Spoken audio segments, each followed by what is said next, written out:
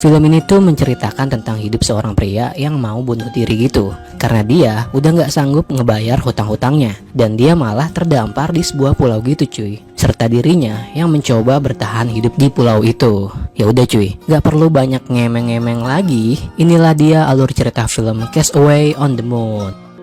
Oke, film ini berawal dari seorang pria yang lagi berdiri di sebuah jembatan gitu. Pria itu lagi teleponan nih dengan seorang petugas bank. Yang ternyata petugas bank itu yang lagi menagih hutang-hutangnya si pria itu. Oke, jadi si pria ini bernama Songgun. Karena si Songgun udah nggak sanggup buat ngebayar hutang-hutangnya, apalagi hutangnya dia yang semakin banyak, di jembatan itu pula ternyata doi punya niat buat lompat bunuh diri cuy. Waduh, setelah lompat dia kan berharap nih bakal mati. Ternyata dia malah terdampar di sebuah pulau gitu cuy. Yang ternyata nih, setelah gue lihat-lihat, pulaunya itu nggak terlalu jauh-jauh amat dari pusat kota cuy. Kan ngeselin ya. Gue kira si Songgun ini bakal terdampar di sebuah pulau di tengah laut gitu. Ternyata Oke lanjut nih, si Songgun pun malah jadi ngerasa kesel sendiri. Karena ternyata dia masih hidup cuy. Dia juga ngerasa nyesel, harusnya mending dia lompat dari atas gedung aja. Yang mana itu pasti bikin dia langsung is dead. Akhirnya nih, si Songgun keliling pulau itu buat nyari jalan keluar. Tapi ternyata pulau itu adanya di tengah laut. Ya iyalah ya,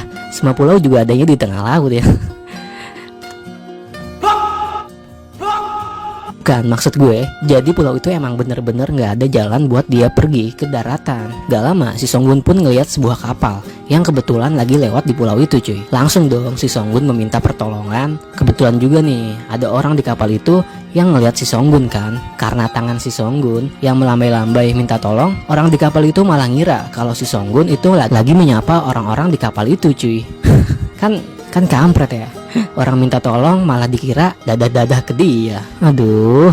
Si Songgun pun nyoba buat nge-WA pacarnya. Sampai dia juga nyoba buat berenang ke seberang. Tapi tetap aja cuy, semua itu ya percuma. Karena si Songgun yang udah ngerasa putus asa banget kan, dia malah berniat mau bunuh diri aja cuy di pulau itu. Tapi pas dia lagi mau bunuh diri nih, tiba-tiba dia malah ngerasa perutnya jadi mules. Karena perutnya yang udah nggak bisa diajak kompromi lagi, dia malah OTW boker di semak-semak. Waduh, gatel-gatel tuh pasti ya si Songgun. Malamnya si Songgun ngerasa kalau hidupnya yang sekarang itu jauh lebih baik. Ya lebih santuy, lebih chill ya kan. Bebas lah pokoknya. Karena dia udah nggak harus mikirin semua utang-utangnya. Beban hidupnya sama kredit-kreditan HP iPhone 11-nya. Besoknya Songgun mencari barang-barang bekas yang mungkin aja bisa dia pakai nih. Sampai dia nggak sengaja nemuin sebuah perahu bebek yang udah nggak kepake gitu. Yang akhirnya perahu bebek itu dia jadiin rumah buat dia tidur. Singkat cerita aja, karena si Songgun yang harus tetap bisa bertahan hidup di pulau itu, dia pun memakan jamur-jamuran, mencari ikan-ikan di sungai, menjebak burung-burung dan bebek, sampai dia pun menuliskan kata help di pulau itu.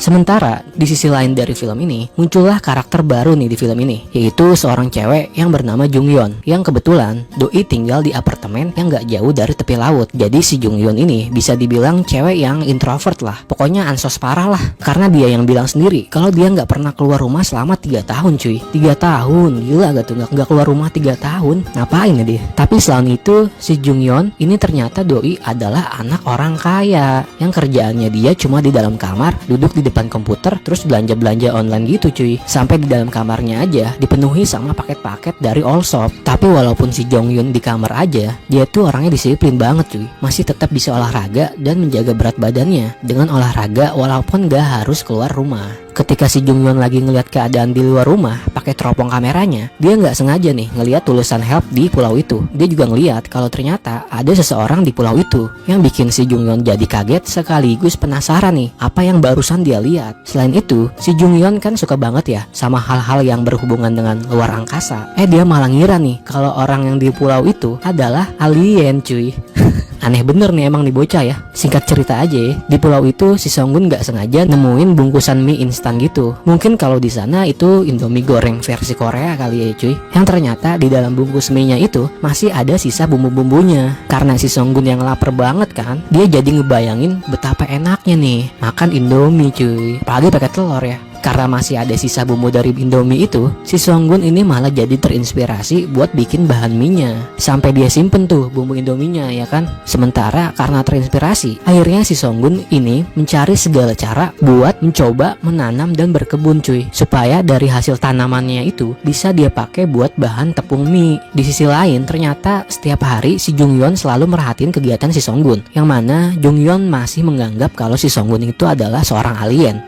Karena si Jungyeon ini penasaran, akhirnya dia mencoba buat mengirim pesan kepada Songgun. Jungyeon yang udah selama 3 tahun gak keluar kamar sama sekali, akhirnya dia ngeberaniin diri buat keluar dari rumah cuy. Pesannya itu dia lemparin dari atas jembatan ke bawah pulau itu dengan sebuah botol. Singkat cerita aja nih, udah 3 bulanan si Jungyeon belum menerima pesan balasan dari orang di pulau itu, yaitu si Songgun. Tapi ketika Songgun lagi mencari-cari barang bekas, baru dari itu dia nemuin pesan dari si Jungyeon yang bertuliskan kata hello. Setelah nemuin pesan itu, si Songgun jadi ngerasa kan kalau ada orang lain yang tahu keberadaannya. Dan dia makin curiga cuy kalau ada orang lain yang lagi merhatiin dia dari kejauhan. Songgun pun langsung membalas pesan itu dengan menuliskan kata di sebuah pasir dengan tulisan how are you. Sementara itu si Jungyeon yang tahu kalau pesannya udah dibaca sama orang di pulau itu, tahu si Songgun, dan juga dibalas lagi pesannya. Terlihat kalau dia seneng banget. Nah, mulai dari situ nih, akhirnya Jungyeon jadi sering ngirimin pesan kepada si Songgun.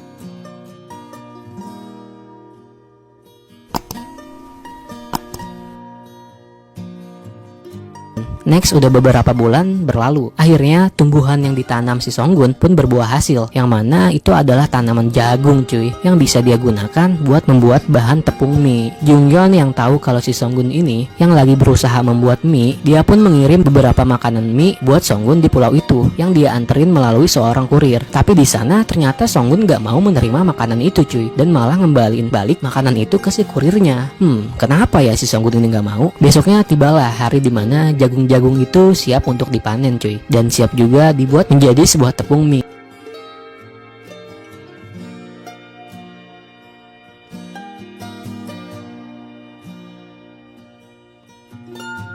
Singkat, dengan segala cara, akhirnya si Songgun pun berhasil juga nih membuat mie itu. Dan mie-nya itu siap buat dibumbuin pakai bumbu mie yang dia temuin waktu itu cuy. Nah, pas dia lagi makan mie itu nih, tiba-tiba aja si Songgun ini malah nangis cuy. Kira-kira kenapa ya dia? Karena gini, ternyata dia tuh nggak nyangka banget apa yang dia rawat dan dia perjuangkan selama ini buat sebuah tanaman jagung doang, sampai akhirnya tuh jagung bisa dibuat menjadi bahan mie. Adalah sebuah proses yang sangat berarti dan begitu penting buat dia. Sampai dia nangis terharu karena ngerasa bahagia dan bangga atas hasil kerja kerasnya. Nah, dari situlah alasan kenapa si Songgun ini menolak makanan yang dikirim dari si Jungyeon. Karena si Songgun ini bisa dibilang orang yang menghargai sebuah proses banget, bukan yang instan-instan ya cuy. Keren banget nih, gokil nih si Songgun. Setelah itu si Jungyeon ngirimin sebuah pesan lagi cuy, yang berisikan ucapan selamat kepada Songgun karena dia yang udah berhasil membuat sebuah mie. Karena si Jungyeon yang selalu ngirim pesan sama si Songgun, sampai akhirnya bikin si Songgun jadi penasaran nih, siapa sih sebenarnya orang yang selalu ngirimin dia pesan. Jungyeon yang tahu kalau Songgun ini penasaran sama dirinya, malah bikin si Jungyeon ini malah jadi sedih cuy. Jadi kenapa dia sedih ya? Soalnya gini, si Jungyeon ini kan cewek yang introvert ansos parah ya. Jadi dia ngerasa kalau dia tuh nggak pede gitu cuy. Apalagi kalau ada orang yang tahu tentang dirinya, karena dia ngerasa nggak secantik cewek-cewek Korea pada umumnya gitu. Apalagi ternyata kalau si Jungyeon ini juga punya bekas luka di bagian kepalanya. Ya udah, makin nggak pede aja dia. Makanya kenapa setiap keluar rumah si Jungyeon ini selalu pakai helm cuy.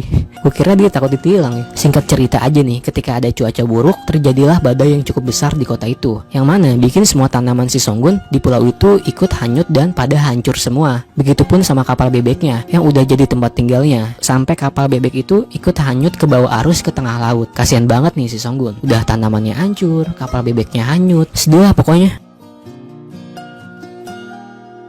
Besoknya, si Jungyeon ngelihat keadaan Songgun yang sedih banget gara-gara kejadian badai semalam. Sampai nggak lama nih, di pulau itu muncullah 2 orang lain nih, yang mana mereka itu adalah petugas pembersih pulau yang nanyain ke si Songgun lagi ngapain di pulau itu, karena takut kan. Akhirnya si Songgun pun malah kabur. Mungkin si petugas itu ngira kalau si Songgun itu orang gila kali ya. Dan sialnya juga, si Songgun ini kena tangkep karena kata si petugas, pulau yang di tempat si Songgun itu adalah pulau konservasi, atau bisa dibilang pulau yang dilindungi oleh pemerintah dan sama sekali nggak boleh ada orang yang tinggal di sana. Setelah itu si Songgun dibawa nih sama petugas kembali ke kota dan malah ninggalin si Songgun sendirian di jalanan. Udah kayak orang gila cuy, kasian banget sumpah dan si Songgun. Sementara itu ternyata si Jungyeon kebetulan ngelihat kejadian itu cuy. Dia juga coba ngeberanin diri lagi nih buat keluar dari rumah karena dia yang mau nyamperin dan ketemu sama si Songgun. Nah karena Songgun nggak tahu harus pergi kemana lagi, bingung kan dia, udah nggak punya tempat tinggal, banyak tagihan utang. Akhirnya dia malah berencana lagi nih buat mau bunuh diri cuy. Tapi kali ini dengan cara dia yang berniat mau lompat dari atas gedung. Aduh. Akhirnya si Songgun pergi ke sebuah gedung gitu dengan naik sebuah bis. Sementara itu kebetulan aja nih si Jungyeon ngeliat si Songgun yang naik bis kan, dia pun langsung lari cuy ngejar bisnya si Songgun sampai bikin si Jungyeon udah ngerasa capek banget, gak sanggup lagi buat ngejar bisnya si Songgun. Soalnya si Jungyeon ini yang berharap banget lah bisa ketemu si Songgun, walaupun ya cuma sebentar. Karena ngerasa udah nggak ada harapan lagi buat ketemu si Songgun, dia malah jadi nangis cuy, sedih banget lah nangisnya pokoknya. Tapi nggak lama nih tiba-tiba ada sebuah pemberitahuan pada warga seluruh kota, sebuah pengumuman tentang simulasi latihan serangan udara di kota itu, yang mana simulasi itu bikin semua orang-orang di kota dan semua kendaraan-kendaraan di jalanan diwajibkan buat berhenti selama beberapa menit. Ngedengar hal itu bikin si Jungyeon ini langsung seneng banget dan muncullah senyum harapan baru buat ketemu si Songgun. Karena bis yang dinaikin si Songgun udah pasti ikutan berhenti. Nah disitulah akhirnya Jungyeon kembali ngejar bisnya Songgun sampai akhirnya mereka berdua pun bertemu juga nih. Tapi di sini kan si Songgun belum tahu nih kalau si Jungyeon yang suka ngirimin dia pesan. Si Songgun pun bingung kan, sebenarnya nih cewek siapa gitu. Tapi akhirnya si Jungyeon bilang kalau dialah orang yang selalu memperhatikan dan selalu ngirim dia pesan. Nah di akhir film ini terlihat nih kalau Songgun pun akhirnya bahagia banget karena bisa tahu siapa orang yang selama ini selalu merhatiin dia dan selalu ngirimin dia pesan selama dia di pulau itu. Dan akhirnya mereka berdua pun bisa dipertemukan ya. Cie Songgun. Dan film ini pun selesai.